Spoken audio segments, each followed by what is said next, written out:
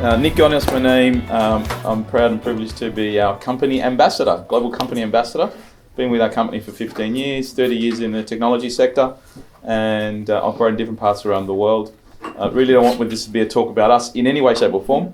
I just want to say that we've got about 10% of our customers are in the UK, about 1,500, which we're really proud of. And we're a brand that really hasn't been known to a lot of people because we've operated very much under the radar, but are now starting to do more of this. And this is our official first ever event in a company where we've actually connected directly with our people and customers. So we're privileged to be here. So I wanted to just open up by saying that one of the things that I think about in the industry is very much around how do we build world-class, high-performing learning organizations, not just organizations, but learning organizations.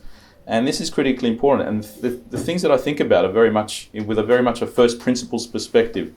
And the first one for me, there are three that I want to just have a quick, I don't want to take over here, but the quick area, the things that I focus on are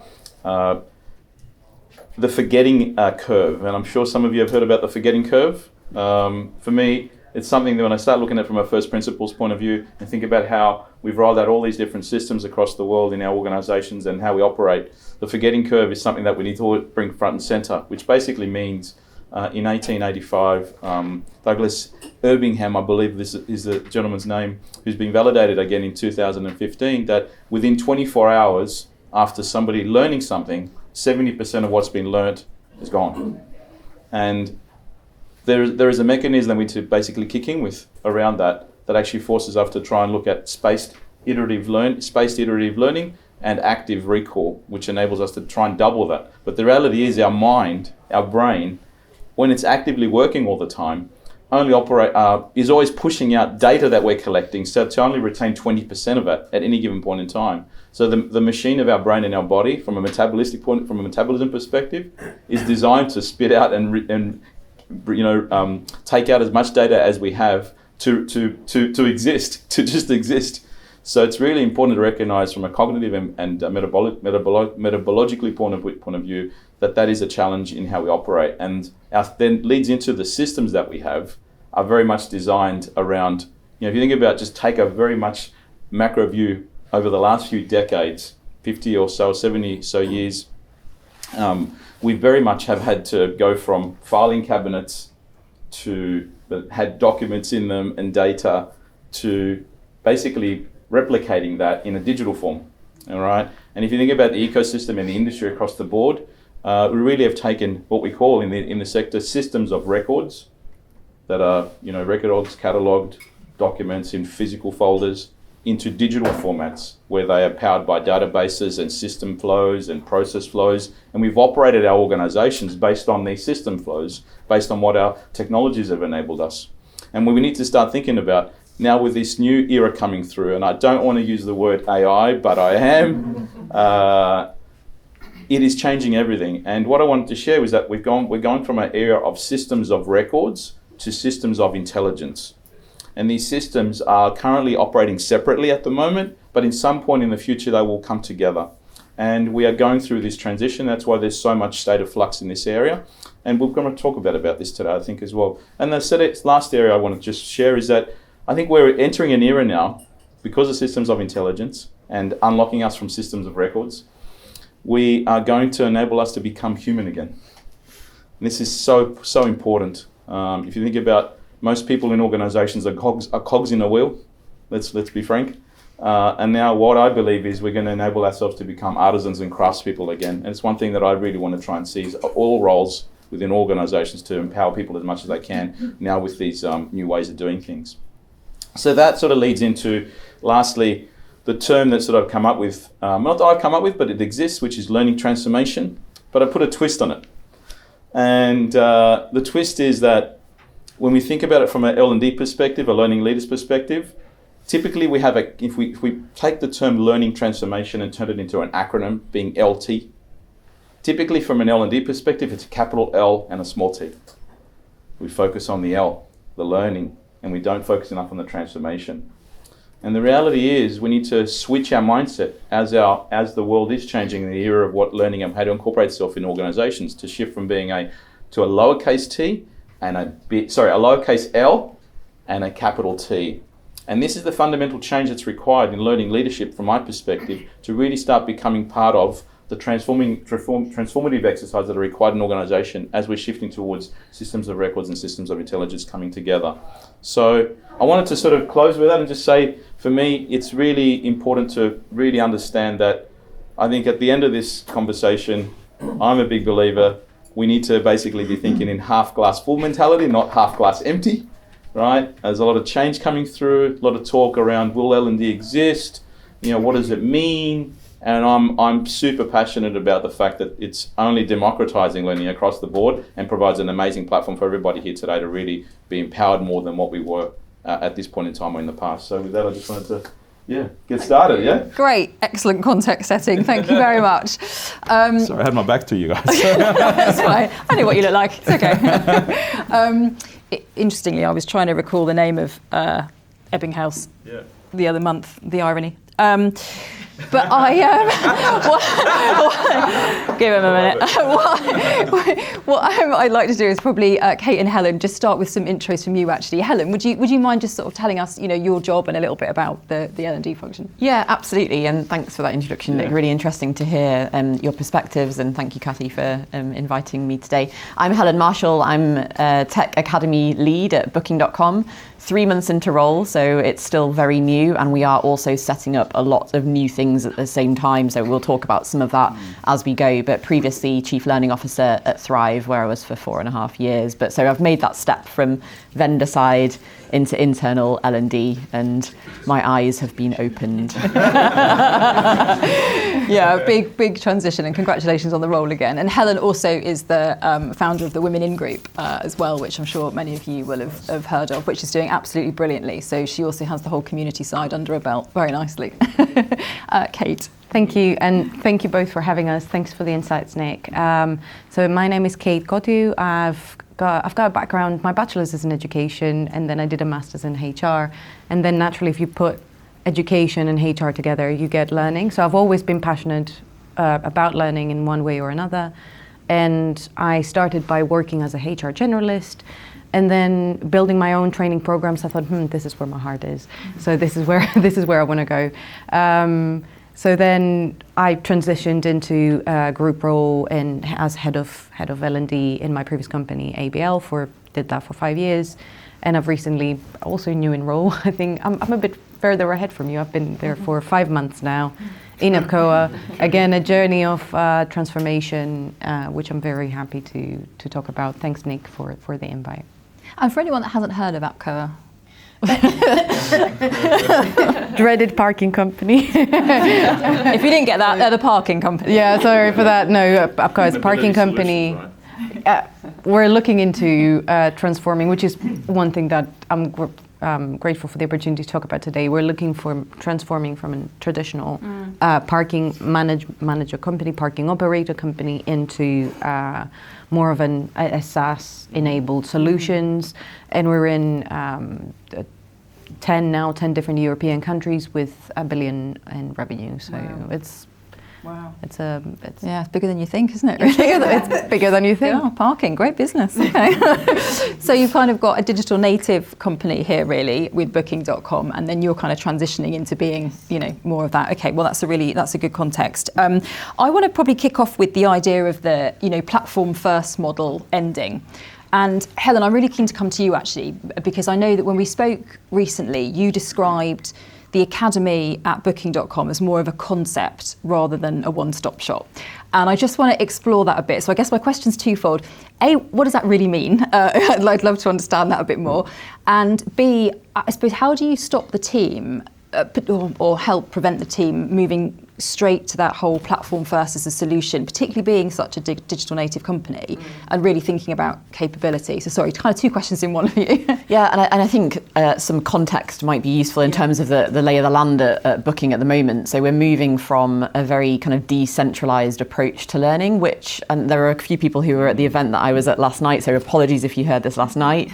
But there are sometimes pros to decentralized approaches, but actually we're trying to shift towards a more centralized approach through the academies, because what we noticed was people were kind of going to that content first approach. They were thinking L&D is only going to supply us with content or training, and actually that's not what L&D is about. It's about changing people's performance and having an impact on the business where it matters. So the academy model has been brought in one sense to bring everyone under that central L&D function.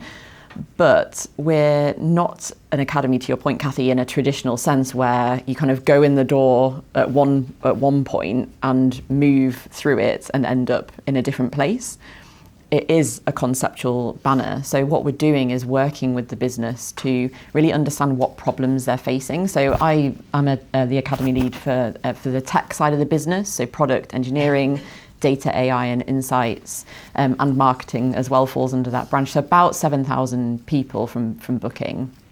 And those areas of the business will all have their own challenges, their own problems that they're trying to solve. And so we need to really partner effectively with them to figure out what those problems are and how we build solutions for them. And that's not necessarily going to be something that's delivered through a platform. Platforms might be part of the solution, but actually how are we meeting people where they are using the tools that they're using, which funnily enough are not always learning platforms, and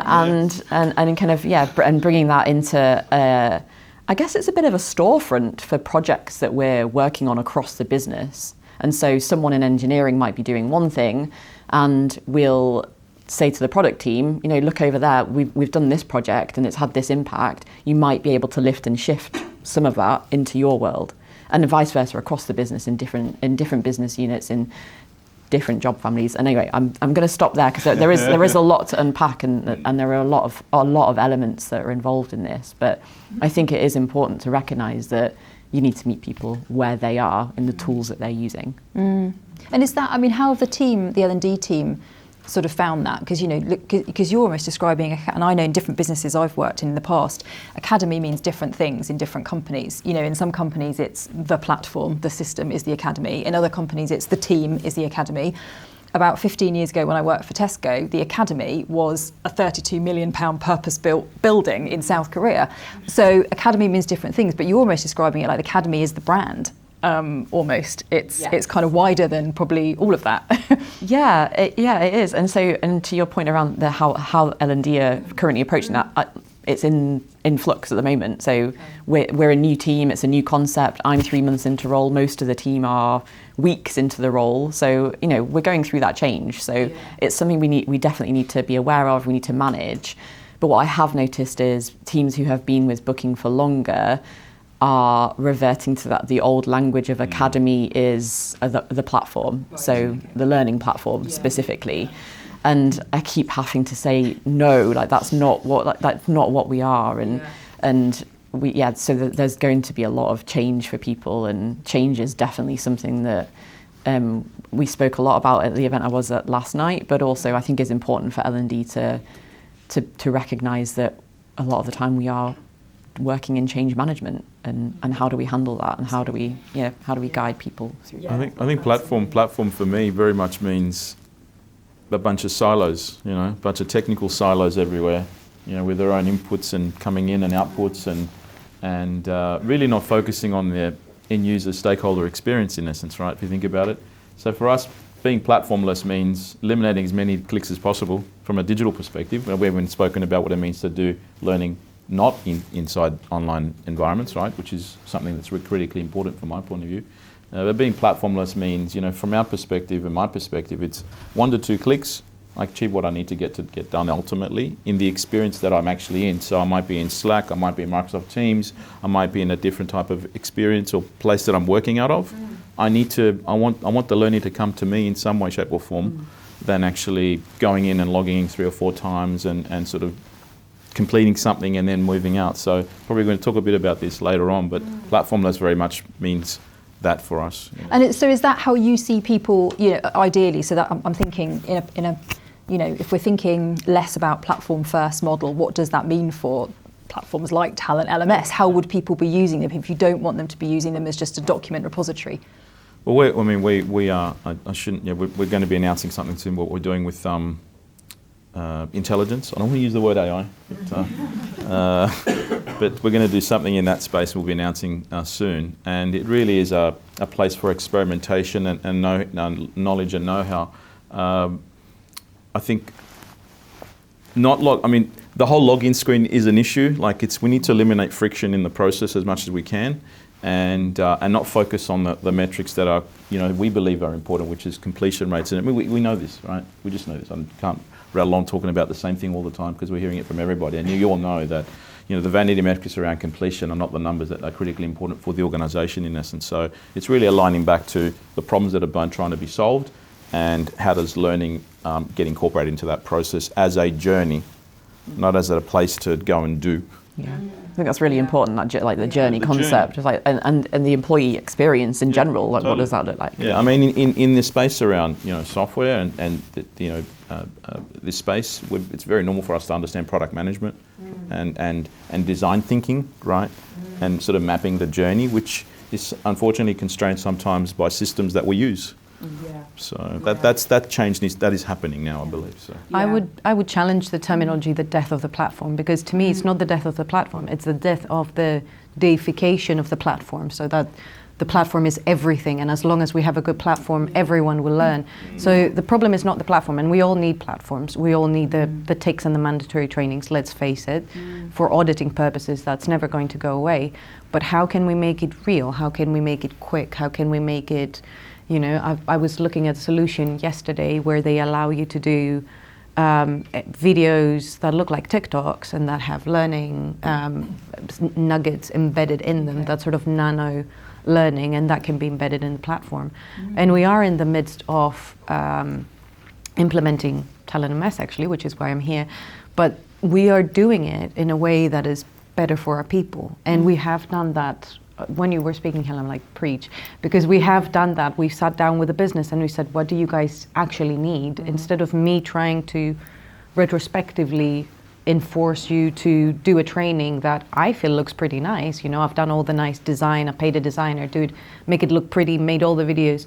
But instead of doing that, we sat down with the business and they said, here are the 3 key things where we see, lost time hours, data breach incidents, and operational excellence. These are the 3 things where we need to focus on. And then we sat with their teams and we said, okay, how do you guys want to learn? Like, how does it work? For one thing, we're going to be doing face-to-face training, something else goes on the platform, something else is going to be experiential learning. So I think it's about having the options and recognizing that not every not every shoe fit everyone. It's like trying to make so not one size fits. One size doesn't fit everyone. So it's sort of having that in mind and building those experiences. Be more agile and flexible, and be those crafts people in the learning experiences that we put out there, as opposed to one size fits all. This is where you're getting like cookie cutter sort of training. Yeah. And that's where I love to use AI, because it allows me to take something that's generic, feed it my input, and customize it to match what our people need, as opposed to use AI to create a generic training. And that's where I think it can add value. Yeah, so you're adding the context to that. Yes, we're adding the context and making it real. Great. And what, because that actually it kind of moves me to something else I wanted to talk about, really, because if we're using kind of platforms in that way and they're more integrated into, desperately try not to say flow of work, Nick. We should have had a bingo card or something. We all. All right. So, yeah. Or a stick. yeah. But actually thinking about the whole kind of skills currency piece and topic, which I'm really interested in, because, we're now looking at careers, or modern careers are more about the up-to-date skills you've got, rather than, the legacy stuff like your tenure in the organisation, your formal qualifications. It's about that up-to-date skills piece. Now, okay, I remember you saying that you've moved away from the kind of periodic skill assessment piece. How does that work in practice? Because you must have quite a large chunk of the workforce that's deskless, particularly. Yes, so, and you kind of sometimes think, oh, that'll work brilliant at head office. And so how does that kind of work in principle? It is in transformation at the moment, I'm not going to lie. But we're trying to embed the learning, and I'm not going to say into the flow of work. We're trying to make sure that things get to the people where they are. And one good example of that is not even a learning platform, it's our intranet platform. So we've launched a new intranet platform, which is mobile first. It's targeted to, it's powered by Flip. I don't know if anyone here is aware of Flip. So it is very much targeting those people that are on the ground. And we've seen that people have embraced it not only from a communications point of view, but also from a learning point of view. We have country managers going there, posting a video of themselves. Hey guys, you know, we've introduced this new thing. We've done this new thing. So we've done this new program. We used it to promote our excellence awards, spread news and learning across the organization. We've had someone say, hey guys, the UK team has introduced this new training around health and safety. Like maybe you can use this platform or this platform. So it's about sharing, enabling that sharing in any way and shape that you can find it, not just from a strict learning platform. And it's about bringing that sort of learning and that sort of best practice and reinforcing that learning and the retention and the, you know, feeding back the recall. So thank you for that. Reinforcing the recall because the information is there. Yeah. So little reminders that pop up in a social media like tech software and environment. And because you're used to scrolling, having that on your phone and just going in and saying, yeah, that's new, that's fine, that's perfect. Yeah. I can do that, I can deal with that. Performance appraisals are coming, good, I need to chat with my manager. So having all those little reminders embedded into the daily flow. The routine, the actual Stuff work. that I'm gonna do. Makes the stuff that they're going to do, it makes a huge difference. Yeah, I'm sure it does. And I'm guessing as well, and Nick, I know we're trying to avoid talking about AI where we can, but Agentic must play a part in this. I mean, what's your kind of view on that? So actually, it's an interesting. We combine Agentic with skills, okay? And you combine the two together. If we think about where we've thought about skills assessment and skills taxonomies and skills in general, every organization's got hundreds of skills everywhere, right? And it's the toughest task of all is to try and gather those and keep them alive once you've actually done that. I think most organizations have actually failed in actually looking at that. And to be fair, also the systems that supported the skills approach haven't been up to scratch to be able where they need to be. Everyone's learning, but the interesting thing is that we now need to recognize that when it comes to labor and workforce, it's not just human workforce anymore. It's human and digital labor workforces. And this is the fundamental shift that is coming that we need to be incorporating into our thinking when it comes to skills and the integration of skills, both as a physical people in who they and what they do, together with these digital workers called agents at the moment, but they're ultimately going to become another category of workers, right? Doers of doing stuff. If you think about every single role that we have in most organizations, what we do, 100 tasks that we need to do, 10 to 20 strategic, another 10 to 20 that are middle sort of, organizationally oriented, and then there's like probably the bottom 50 are tasks for each particular role, right? The bottom 50 are going at a minimum, right?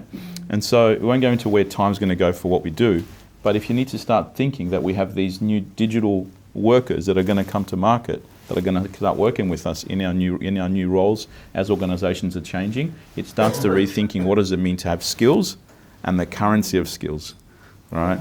So it's a very, very important point is that we need to start thinking around what it means to have, a few different types of, I wasn't going to say classes, but categories of workers now. Yeah. It's coming.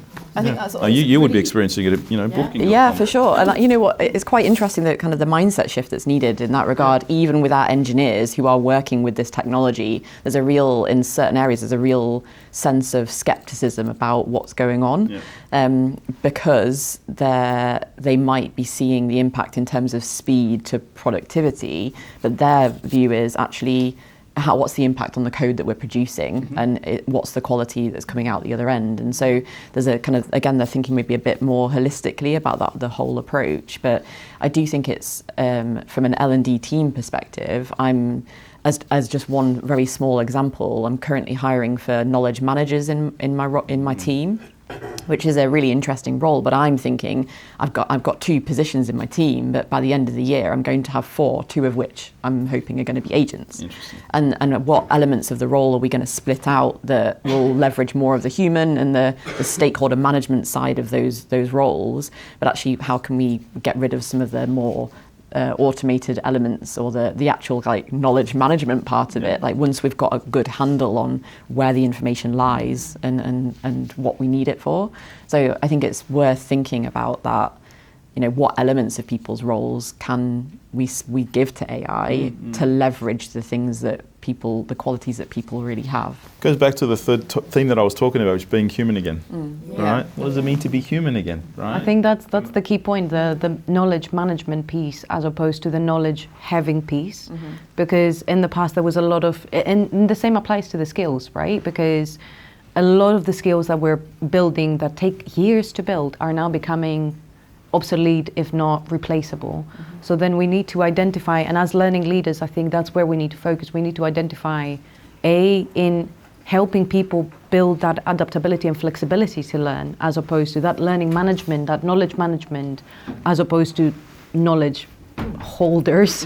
Kind of that difference in the approach and the mindset shift. And that's where we as learning leaders can have a real impact, assisting that mindset shift that, guys, it's not about what you know anymore. It's about what you do. It's not about whether AI can outthink you, it's how can you become that integrated, I don't know if you guys have read Yuval Noah Harari, Homo Deus, that integrated human that uses AI to expand your thinking and to craft more real life learning experiences and more impactful learning experiences as opposed to fighting that. I love the idea of agents. I had a friend of mine, she said, I'm managing 5 people and 5 agents. And then she said, we're looking to do that 5 people and 8 agents in the future. And that gives us a lot more in terms of productivity and stuff. But people are already starting to think about personnel in those terms. And I think that's really transformational. Yeah, I think there's that. What's interesting to me is as a new function and setting up a new team is, how do we do that and how do we like leverage the right skills in the right way, but at the same time as the organisation is going through massive shifts in how we're developing our product essentially. And so that you again, coming back to the point about change management, you're really managing those skills within a team versus skills within the business versus what's the actual business impact of all of this as well. And it's a very complex, interesting, exciting time to think about all of that stuff. Yeah, we don't know. We haven't got all the answers in what we're doing. We're a young company as well. We're only 20 years young, as I say. We're in an adolescent stage as a company as well, young adolescent, and with that comes some challenges. We're in a sort of new phase of trying to deal with our management and systems and everything, new leadership, and sort of driving some changes as we sort of go to the next stage of growth and impact, which I'm very much more focused on impact in my view. The challenge that we have is we've articulated within our own organisations, nobody's losing their job to start with. Right? There's no PR releases around 50% of our workforce going, anything like that. If anything, we want to do the opposite, and we want to empower our talented people that have joined us with the culture that we have to actually bring superhuman capabilities to them now, right? And I talk about bringing our new Avengers to the company. So every single one of us is going to become an Avenger in the company with our own characteristic and trait, right? Try and bring some human fun and excitement to the place. I'm a little bit animated when it comes to these types of things, but that's what I want us to do, is actually bring some fun excitement to what we do, and every single one of us is going to we will be a superhero now in our own companies, right? I love that. Yeah. It is interesting because over the years, you used to get some of the behavioural training would be called soft skills, and then they were called kind of power skills, and now you're just seeing everyone going, it's human skills, and it's really weird that we have to differentiate and actually identify them as human skills. I'm just going to go to the room actually a minute, because I love what you're saying, Helen, about agentic and looking at you're going to recruit members and actually some are going to be agents. This is blowing my mind actually. Is anyone at the moment kind of using agents in L&D, in their L&D teams at all? Is anyone doing that at the moment? Anyone dabbling in that space? No, okay. Thought I'd check. Yeah. Well, that's surprising. No, I don't. And I think you're pretty ahead of the game there, which is not there yet. No, yeah, okay, but that's where you're going. Yeah, yeah. But there's so much to think around that, like, isn't there? I mean, in terms of almost even, I'm not. When I say appraisals, I don't mean like thinking about appraisals for the agents, but although I don't know, maybe I don't know. What does that look like? I mean, you definitely do evaluations of the software and how does that look like? How does do they perform? Do we upgrade to a latest intelligence? No, I'm not saying AI intelligence model. Yeah. But does it come to? I mean, when you're looking then to recruit the human members of the team, I can't have to say this. When you're looking to recruit the humans, the people, are you? So I guess are you looking for what skill set are you looking for then? Are you specifically going for those, as we just said, human skills, the kind of things that are uniquely human, and not worrying about the other stuff because you know that agents will be able to cover it, or are you still looking for a kind of a blend? Right now, nothing's changed in terms of the way that we're recruiting for those roles in general, in terms of the skills being, we need people who are familiar with tech, who have the language and capability to speak to our tech teams in the same language and meet them where they are. We need the knowledge management capability, so that we are seeing a lot of people coming through with the real technical knowledge management. We don't necessarily need to go that far. Stakeholder management is one of the key skills that we need, effective stakeholder management, and then also L&D experience in general. So still recruiting for those skills in general, but when we're thinking about how we might, if that role exists, if we were hiring in maybe 12 months' time, I would be looking for people who have the stakeholder management and L&D experience, and then thinking about the technical knowledge management side of things as something that we can bring in agents to manage. Once, as I said, once we have a better handle on where that information sits across the business. I still think at the moment we need humans to come in and do that work, and then we can start automating some of that. So nothing's really changed in terms of how we're hiring at the moment. But my team is definitely, so also learning experience specialists on the team. What elements of their role can we hand off to maybe to AI more than necessarily to agents at the moment? But the job descriptions are going to change, and that's really interesting to think about, and to start getting people thinking about that as well. Yeah, it's fascinating. This is going to make an amazing case study. You need to make sure you document all of this. It's going to be great. And also, like, what does it mean for my role? Like, my role's not going to be the same in 12 months' time. I need to be really conscious about that as well. It's not just about my team. It's about my role. It's about my manager's role, like talent and development in general. Like, how are we all going to be changing? And I think it's a very exciting time. It's really good. I'm doing a bad job of keeping us away from AI. Sorry. Yes. I wonder how other companies are going to move forward with AI integration within the L&D space moving forward. And do you know if there are any other organisations that are thinking in the same way as you? Yes, there are, and I'm just trying to think of I saw someone stand up on stage at World of Learning and talk about this approach alongside Dr. Ashwin Mehta, who many of you probably know. So I know that he's working with a lot of businesses to try and get them to think in this way. And while I'm talking, I was hoping that the name would come back to me, but it's not. I think he's called Steve Rush. I can't remember what business he works for. So if anyone knows him. Yes, yeah. There's a good example with what LinkedIn Learning are doing now, because they've got a coaching agent, leadership and coaching agent. So you can go, if you have LinkedIn Learning, and if your company has enabled that, you can add a topic and ask to be coached, and it will coach you on that specific topic. And it is like you said, sorry, I didn't catch your name. It is like Naomi. It is like Naomi, exactly what you said, like having that specialist training you on that specific subject, and it can be as specific as, I want to talk to my manager about a salary increase, and it goes there and it coaches you and says, okay, how would you say it? Oh, I would say this, I would say that, and you have that real life feedback, which sometimes people are hesitating to do to a real person. I mean, I'm all for sitting down, grabbing a coffee and asking you, Helen, how would I go back and ask my manager for a raise?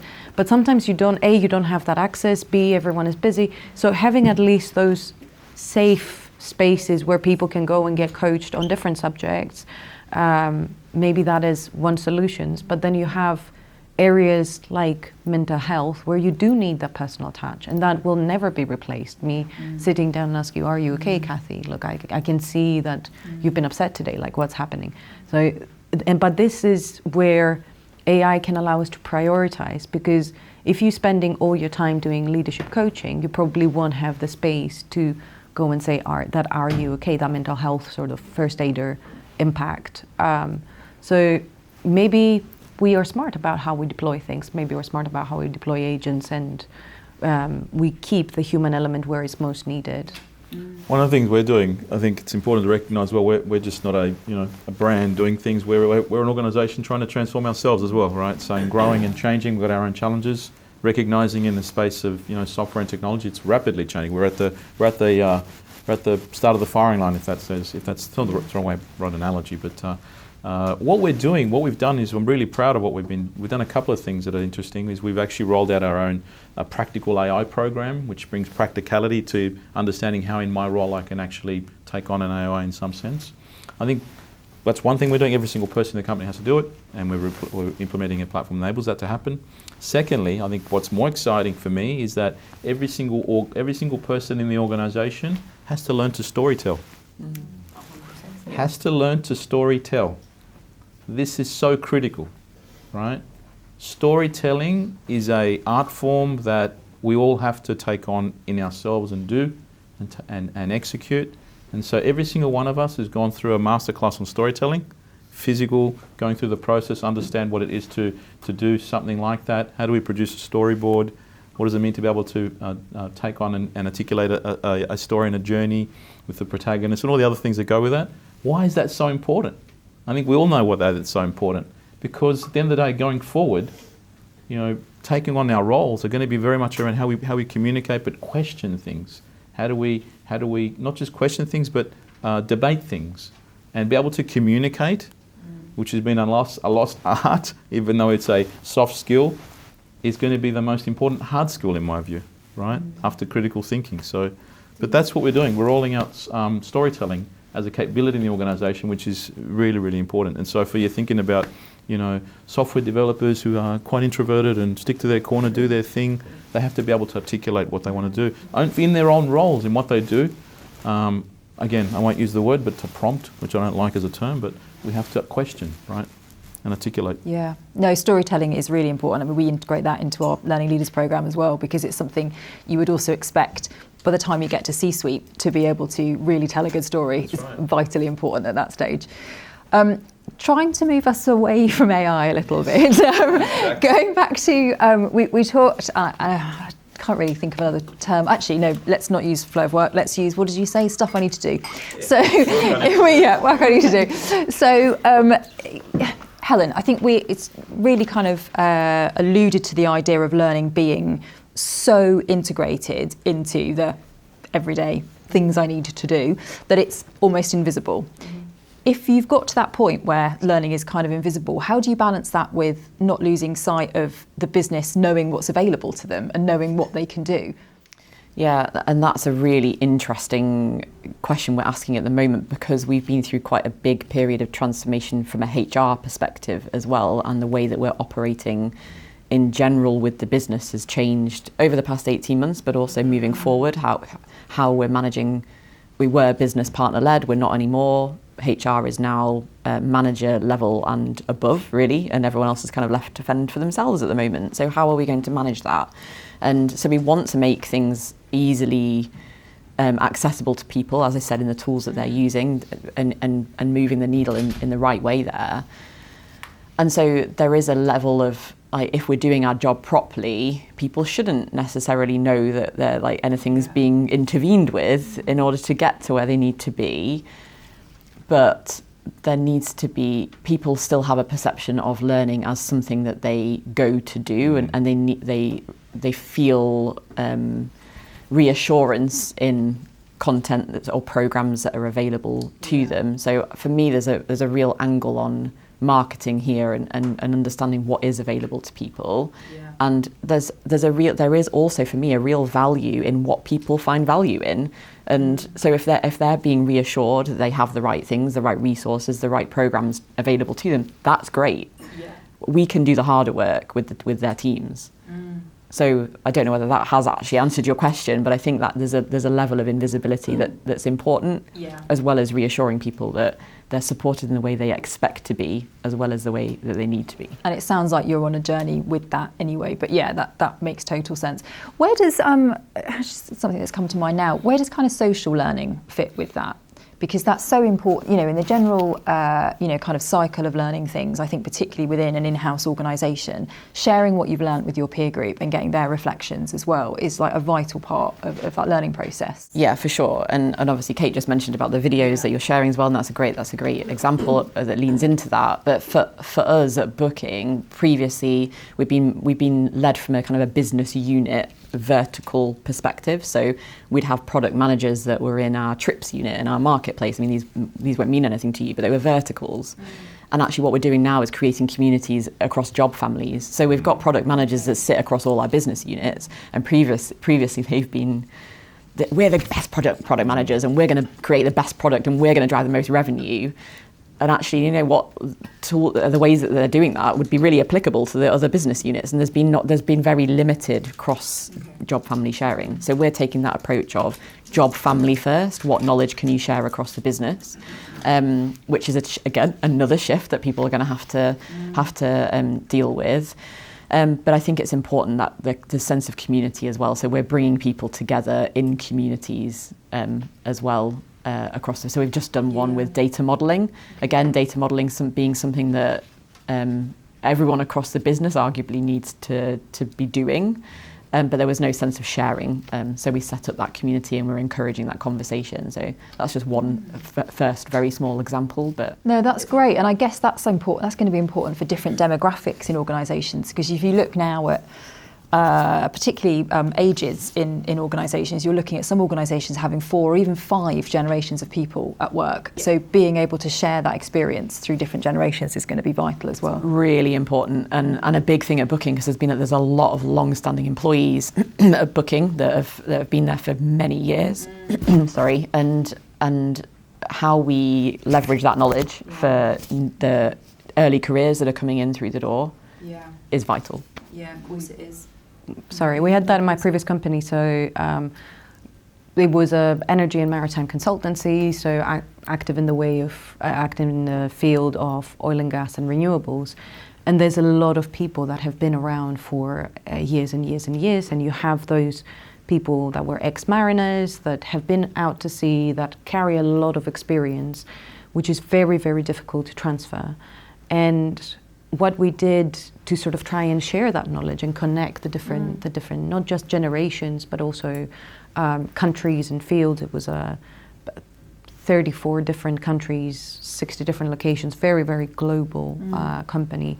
So we started from the learning department, we started a mentorship program, and we ended up having about 40% of the company subscribed to that mentorship program. And because we saved time from other areas, that allowed us to build that community of people where you have a country manager from Taiwan paired with a graduate in London, exchanging input. And we've seen the value of that working both ways, not just from the manager to the graduate, but also from the graduate inserting that new knowledge, those tech skills, those soft skills, inserting them into the more senior people. So it worked for everyone involved. We got such good impact and career stories out of that, where people got really proud of their mentees and they wanted to push them and support them. But this is another way of that skills building without making it explicit that, you know, you're learning here. And people really embraced it. Yeah. But there's other little social things that we used to do. We had like it's simple things in the way the day-to-day. We had a learning desk, and it was literally a desk because we have hot desking, and that started in our office in Rio, and we took it across the whole business. So people knew that if they were sitting on that desk, someone could come and job shadow, and that they would be expected to teach someone something. Really? Oh, I like and that was pretty cool. So you went and sat at that desk if you had some free time. And at first I could see that people were really hesitant. My favorite moment when it was a graduate who was very techie, very good with artificial intelligence systems and all that. And there was one of our oldest serving members who's like a very, very butch macho traditional, a man, very, very traditional skills. He came and sat next to this graduate, and the graduate was showing him around how to use sort of systems, how they can make PowerPoints easier and stuff. And that was such an amazing moment. Like, I literally have my heart. You can see how emotional this makes me, because that's learning, and that's social learning at its core. Yeah. I've just come up with a term: priceless learning. Priceless. There you go. MasterCard. Jodie. Yeah, I love it. I mean, the social learning is so important. One of the biggest things that comes back from our colleague feedback is we don't network enough within, and especially now when we're working hybrid or from home, you know, it's really hard to, or it can feel hard to bring people together. So I think from a wellbeing perspective, we've seen some really big shifts from the social learning circles and things like that. I love your idea of that job shadowing. I just wondered whether, because of the kind of the digital nature or the hybrid nature, whether you'd had any success of doing that digitally. You know, how do you get a sit by side almost when everyone's working from home? So because I left the company in October, in September, we actually started piloting a digital drop-in sessions where some of whoever wanted could volunteer their time and say, I've got a half an hour slot here, I've got a 15-minute slot there, and I can talk about this. And people could go and book in the calendars. And I can't talk about the impact of that because I left, but it's an idea. You can still get it done. You can have some people volunteer their time, and then other people can go in and say, oh, I want 15 minutes with Kathy, I want 20 minutes with Helen to learn about this specific skill. But we did that in the context of mentorship as well, because our mentors would say what sort of skills they could help people build, and then the mentees had a list of skills that they wanted to build. So we would pair people based on that, and they could be technical skills, they could be communication skills. Some of those partnerships were very unorthodox, I would use the word, but they worked. I love that. That's a brilliant idea, actually. A glide, that could work well in the community, couldn't it, actually? Yeah. Yes, of course. Is there a role for self-directed learning here? What was it? The question was, is there a rule? Role. A role for self-directed learning. Yeah, right. No, sorry, that's my listening. Because I mean, to me, there's a risk that we're still being a little bit old mindset in that we're L&D, we're going to sort everything, we're going to direct people to do this, that, and the other. We're going to facilitate learning. I have a vested interest. I've published a book with some colleagues on a manager's guide to self-development, which is really putting the onus back on the managers, Right. to develop themselves. And I just wonder whether we facilitate that enough or measure the impact enough. I think speaking from a limited perspective at the moment from Booking, we're on the journey for PDPs and making sure that people are doing that and recognising where they want to get to and what's important to them in their careers. There's been an increase in uptake of filling in PDPs this year. Professional development, personal development. Personal development plans. Yeah. We're good at jargon. Sorry. But I think LT, it falls more within like the talent space than in Booking, Yes. instead of the traditional learning space. But actually, a lot of what we're seeing in terms of conversations across the business is, I've got this on my PDP. How are L&D supporting?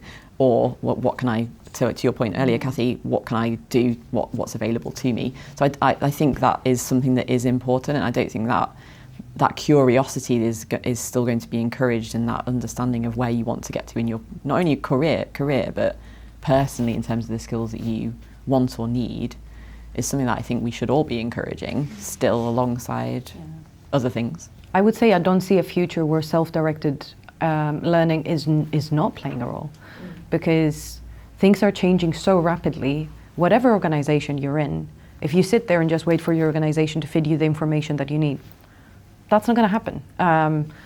A real example yesterday is I found out myself how to build an AI video using just a photo of myself. That's not something that the company showed me how to do. It's something that I can use in my day-to-day life.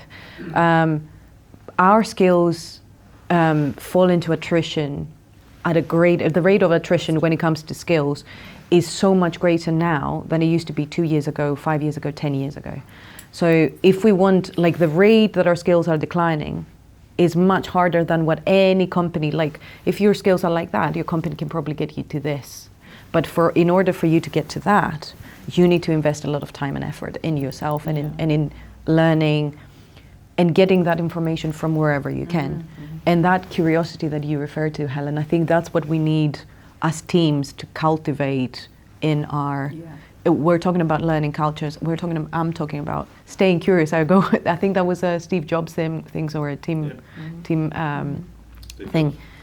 Steve Jobs said, "Stay curious," and I want people to be curious, to be hungry, to ask me questions, and it's about inviting people into the space to ask the questions, but also creating spaces for them to learn, because even that self-directed learning needs a space to happen. People cannot do that if they're overworked. I think I also just want to say one thing here is that I think the shift that needs to happen from a learning leadership point of view is shifting from facilitation to orchestration.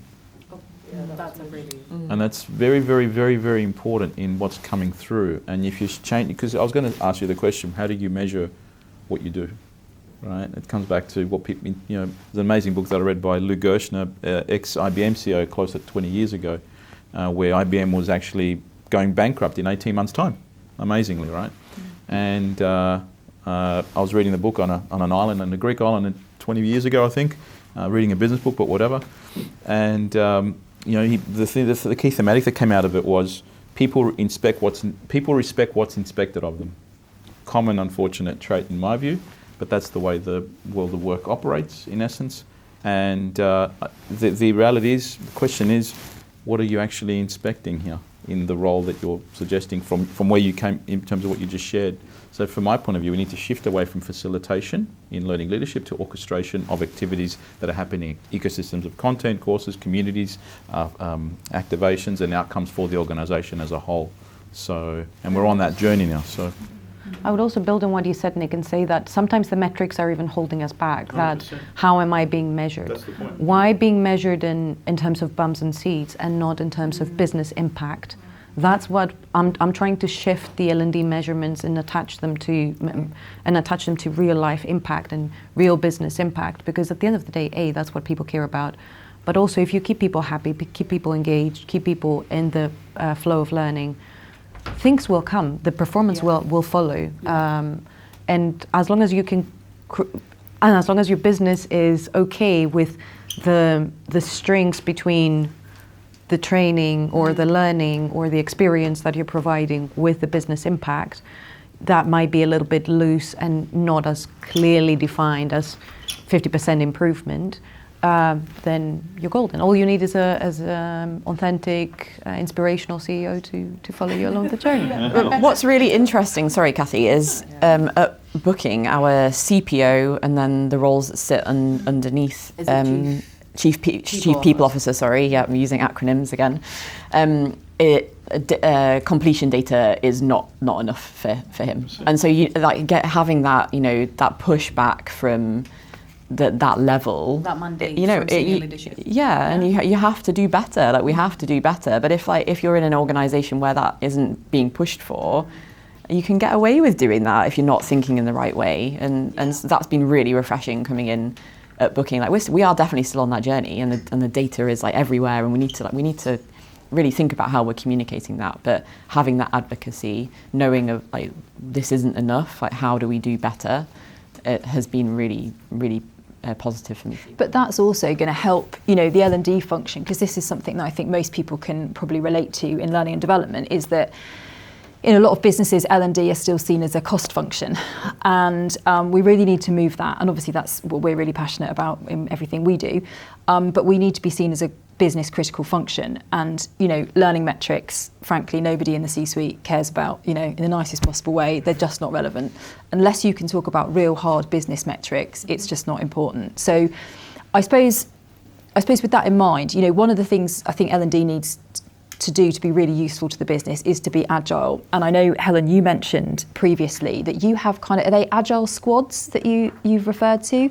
And I'm kind of keen to just understand a bit more about that. But I suppose thinking about the the way the business moves so quickly, and I imagine with Booking.com, it's pretty constant pace of change that you're keeping up with. So how would you then, I suppose, how are those kind of squads redeployed or repivoted to kind of meet the needs of the business? Another new thing that we're doing. Agile at Booking is a thing at the moment for everybody. Everybody is going through Agile methodology training for how they run their work. I would say it's more of a small A with a cap than a capital A, and I feel like businesses go in and out of this in a roller coaster kind of motion all the time. But for us, it is thinking about how we're delivering quickly and in a way that is impactful in almost like an MVP sense. So to do that, we're working in sprints. So we're thinking about what we're creating as products and working with a product methodology, which I think is how a lot of L&D teams are working now. But it is really that methodology. Really is that how do we have regular stand-ups? How are we sharing information? What does done look like for us, to use the Agile terminology? And that's a shift in the way that we're working for people who've been at Booking for longer, but people who are new coming through the door. That's just the way that we're going to be working now. So that's interesting to see that shift as well. But again, we'll see whether that works. Like, it's a bit of an experiment for us to know, like, how do we change the way that we've worked and contributed to the business, and what does that look like? And again, one of the things that we'll be measuring along the way. There was something, I mean, this is going back quite a way now, when I worked at Tesco maybe 15, 16 years ago, and they had something called, the acronym's not great. It was a RAT, but it stood for it could have been better, yeah. It stood for Rapid Action Team, but the actually in principle it was absolutely amazing, because what you did, so it was just a benefit for so many different reasons. Let's say the business, there was a particular challenge or bottleneck or some kind of issue that had happened, and if you're in retail, particularly FMCG, you get those daily, and so it was right. Okay, we need a team to deal with this, and people were taken from different teams in the business. They had to come together, drop everything in their day job. You've got a week, depends on the challenge. A week or 2 weeks, whatever it is, you're working together. A, it was amazing for solving problems really quickly and helping the business, but B, it was brilliant for getting that kind of people out of silos. I'd sometimes one week be working with marketing and finance, and we'd all come together to solve a problem. But I kind of love that concept. I think it sort of sounds kind of similar. Well, and what we are doing, we will have that eventually. I think once we are more embedded as a team, I think the view is that it will be squad that we call, again, an agile term, but red boats that come in. Those big priority things are like, stop everything, you need to do this now, and we're going to get better at maybe pushing back against some of that based on the way that we're prioritizing work within the team. But if we need to prioritize that, who do we need to bring in? And we are quite fortunate to have a big learning and development function. But we're not always on a day-to-day basis working together. So who do we bring in from that? But then who from outside of the L&D function do we need to bring in from that perspective? Yeah. And if we're all working in that way, if Agile is the thing that we're doing, then people are used to thinking along that way of working as well, which will be helpful. But it is a journey that we're going There's a second order impact with a lot of these things, with agility or agile squads. And I've experienced it firsthand in a couple of decades being in the sort of, obviously with tech and software, you're very much a normal model from our point of view. And the second order effect is organisationally. Organisationally, you need to have the right KPIs in place for each particular individual and teams to be able to allow people to go and actually operate in agile squads, because this challenge will come when people are KPI'd in the wrong ways, are not aligned to agile squad execution, and not being able to go and do things for 3 months, right? So this is the second order effect that will come when organisations start to think about that. So. Yeah. No, I love it as a concept. I think it's because you've got some amazing things going on. There's quite a lot at once, Helen. I mean, you definitely need some agents to help you with that. Spotify's a really good company to. I was going to say that Spotify do that in huddles and in Agile, and they switch teams a lot. They do some amazing things as well, and it sounds like Booking do too. I mean, squads, huddles all sound better than rats, right? Yeah. I mean, I'm sorry, but they do. But we try to replicate that because we were too much embedded into those KPIs, and things were very siloed in the previous company. So in an attempt to sort of L&D acting as a unifier and silo breaker, I like that. I like that word, silo breaker. So what we did is when we did our leadership programs, first year we did them, so we put around 200 of our managers through leadership programs over the course of 5 years, which was about 50 to 60% of our management. There was a lot of investment going on there. And first year we did it regionally, so you would get to go into a training program with the people that you normally work with. Second year I thought, what if we tried something different and just pulled people, different teams, different countries, they've never even spoken together. How would that be? So we started using the London as a location to bring everyone here, and not in the office, outside of the office. And we started bringing teams from all over the world from completely different departments. You get engineers, you get mariners, you get HR, you get finance, bringing them all together and trying to do as mixed groups as possible. The impact that this had on the business in terms of silo breaking was amazing. The idea generation was amazing. They did capstone projects at the end of every cohort. So we got a lot of amazing insights that were group-wide, and it helped us unify the whole group. And it even had a business impact in terms of, there was someone from Australia, I remember this very distinctly, someone from Australia started working with someone from Norway, and they started working together on the project because they met together at the leadership training. And they, doing it as part of an experiential experience means that those relationships that are forged are even stronger, because these people feel like, well, we've been through something together. So we've been through that together. It creates that alumni feeling and those relationships across the business. So if you're not agile enough to do huddles, maybe, or rats, maybe you try this, because we thought about doing that we would call it the fire extinguishing department kind of thing, where people would go over and put out fires wherever they came up in the business, but that didn't work. So then we started to think out of the box in terms of how can L&D break down those silos. And I can definitely relate to that face-to-face alumni experience from the CLO 100 Learning Leaders program that obviously I was part of. I know this is not a plug for you, Kathy. I know you didn't want me to do this. I was going to say, shameless plug. Yeah, but but that, you know, having that experience face-to-face, building those connections and extending them into your life and continuing to build them and understanding where you can gain that support has been invaluable in that sense. So.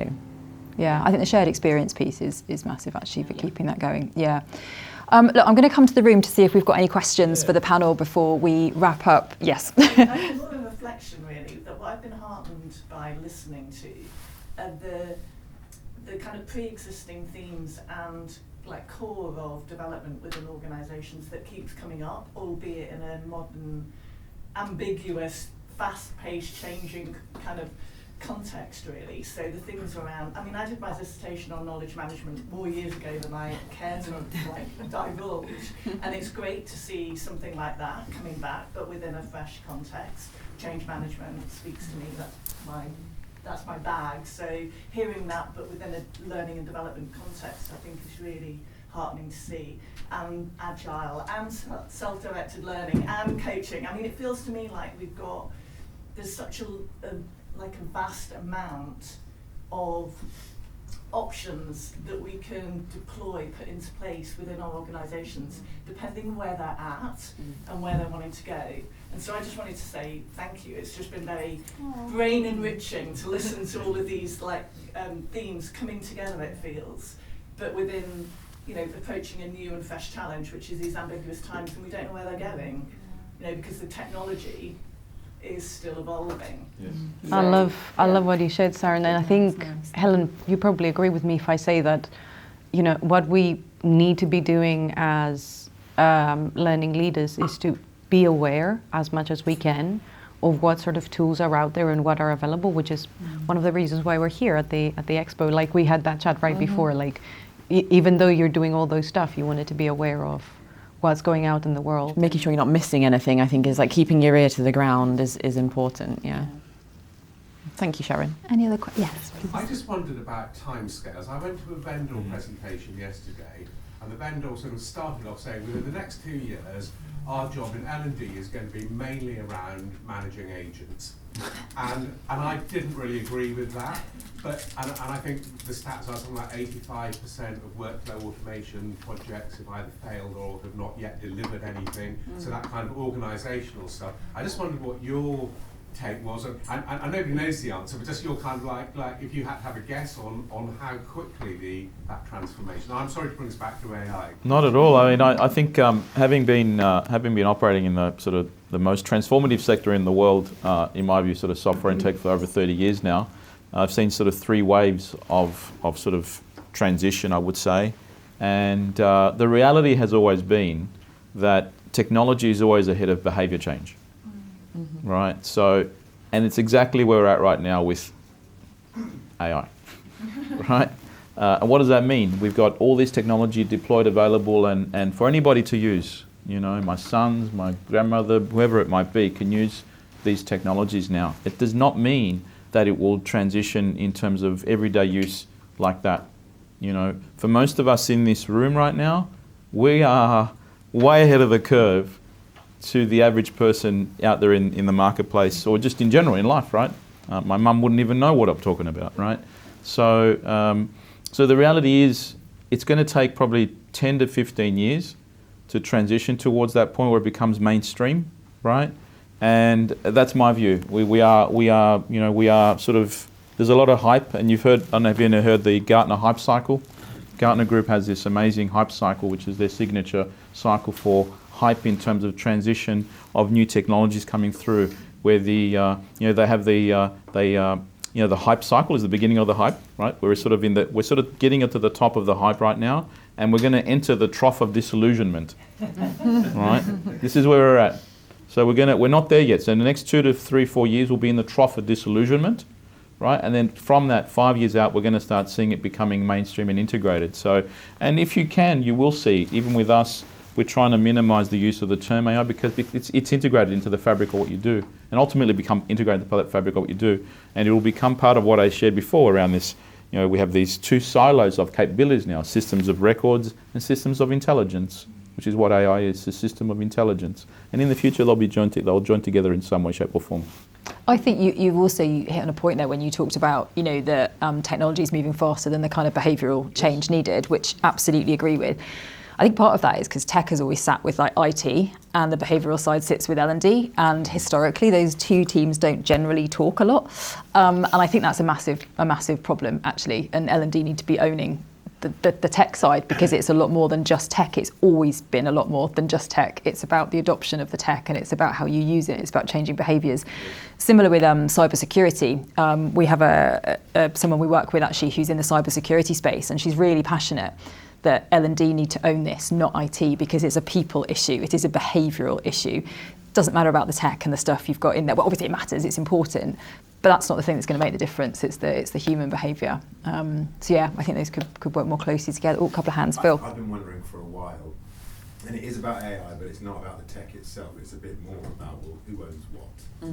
So as a sort of a tech-based company, I wondered whether you've had any conversations about who owns the governance around AI. Is it CTO or is it CPO? I was having a fascinating conversation yesterday, and it's like that next level up from what you've just described. Yeah. It's not just the change management, it's actually the governance of the implementation of the thing. If you are going to have 2 types of worker, who owns the accountability for how you govern the new type of worker? Because we've got pay, performance for the human workers. That's a fantastic question. It is, yeah. Does the CPO sit there and go, oh shit, this is coming my way? Or are they like, it's not, or is it even come up? That is a great question. I don't have the answer to that. I think at the moment governance is being held by CTO, and that is something that is in place at the moment, but the shift towards agentic teammates and generally agentic capability, if you're thinking about how you're replacing role, is a talent question. And so I imagine our CPO, Paolo, is probably thinking about those things. I've not had that conversation with him, mainly because I've not had a conversation with him yet. But now I've got fuel to go in there, yeah. Thanks. I love that. But, Yeah, great question. I think we will start thinking in the future more in terms of integration. Same way that in the past you might have chief of HR, chief of people, and they would be different people, or you'd have roles are changing, and I would see someone coming in the middle of bridging that gap.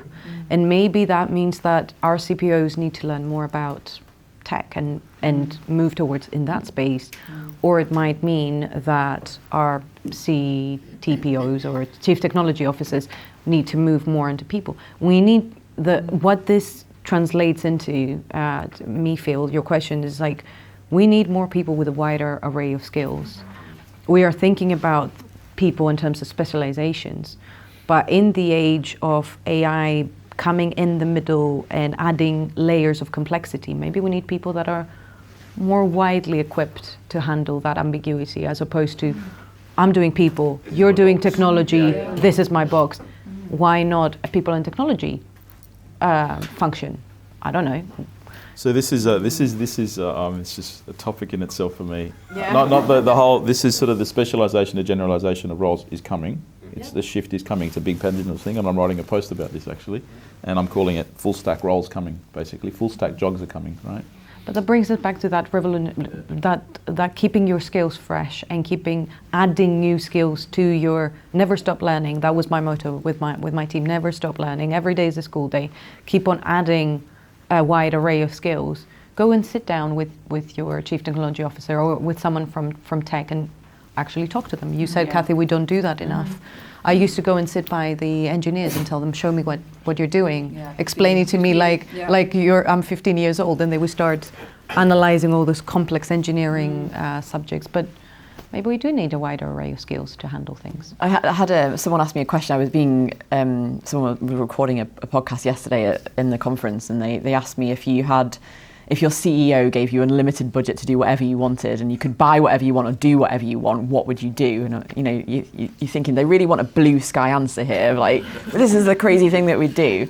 But actually, I'd buy a place in Portofino. Give me the money. Yeah, off-site's there, right? That'd be great. Yeah. Interrupted. Yeah. But I think for me it wasn't like what can we do or what can we buy. It was how do we listen to people more. And that's the angle we went down. Like you've got to understand the business. I guess we've kind of gone off on a little bit of a tangent from your original question, but I think it's really important to spend the time doing that and getting to know the people. Technically, you can scope what you're doing, right? What you've just said. Technically, we're going through this process ourselves, where you can, there's a term that's being used in the sector right now called guardrails. Sort of putting the guardrails in place, right? The guardrails of how content is being sort of viewed, right? And shared in these systems, right? Because they're big black boxes at the end of the day, right? These digital systems of intelligence, and so you need to be able to provide the guardrails to control what type of content is being shared. And then secondly, background info on each particular role, team, organisation strategy, which provides the context that sets the memory for these intelligent systems to do things. And therefore, the role being a digital labour workforce starts to apply those capabilities based on what you've shared it to do and can do. So there are guardrails, but I think that raises another question, second order effect around, HR, legal challenges, and all the other stuff that comes through pay performance, fair work stuff. Who knows where that's all going, right? So we don't know, right? Maybe we're going to end up having HR tech people, and they are the ones that run the agents. Yeah, quite possibly. It's okay. We have one more question. Go on. Okay, go for it. Actually, will we have a CPO and CTO in the future, or actually is it a chief performance officer? Well, that's a good point. Actually bringing it all together, or something completely different. Yeah, we're still thinking very current day, aren't we? Actually, yeah. No, absolutely. Yeah, no, it's a good point. Yeah. Oh, go on. Sorry, who was the one more? Darren. What's your thoughts around structured learning courses versus a whole suite of resources that people can tap into? But personally, I feel like there's a time and a place for both. I do think we're moving away from more programmatic learning personally. But again, those things exist. Leadership development programs is an example of that. So things do serve their purpose, but I think generally it's more about what is applicable in the flow of work for people. that we do. Yeah. To be fair, I like the term in the flow of work, and I love AI as well. I'm just putting that out there. But I think there's probably going to be a balance. I don't think that either one's going to tip the other. Maybe, I don't know. I think time will tell. What are your thoughts, Darren? I like to go with a digital first approach and then build workshops and various other things like embed it and help people practice and everything. So transfer the core knowledge first by digital, and then after that you can do workshops, webinars, mentoring schemes, whatever you need, and layer that on top of it. I'm interested whenever having these conversations with people about where you put most of your resources and activities in. And Yes. you can create quicker, smaller, shorter resources, and then be a little bit more ad hoc with the workshop approach, but different people have different opinions. And I know, Kathy, you want to wrap up, but very quickly at Booking we have Glean. I don't know if anyone's heard of Glean, but it's a knowledge management tool that all of those things go into that and surface what people need when they're asking the right questions. And I think that's drawing from loads of different sources, but surfacing it in one place, and that is where people have stopped asking people that are next to them and going there first, which is a really interesting behaviour shift. We see that up from our intranet has knowledge pages, and people can go and ask AI, and asking AI answers based on those knowledge pages. And the interesting thing is that if you're asking in Poland, it will draw an answer based on your background, your legal status, your team even, as opposed to the other teams, which is very interesting. And people do go there and ask AI first. It's the future. We did see AI too many times. Thank you so much, all of you. That's been a really interesting conversation, and I hope all of you have got something from that. If you need to rush off to the conference, the expo, totally understand. If not, please stay, network, continue. There's more tea, coffee. But thank you, Nick, Helen, and Kate.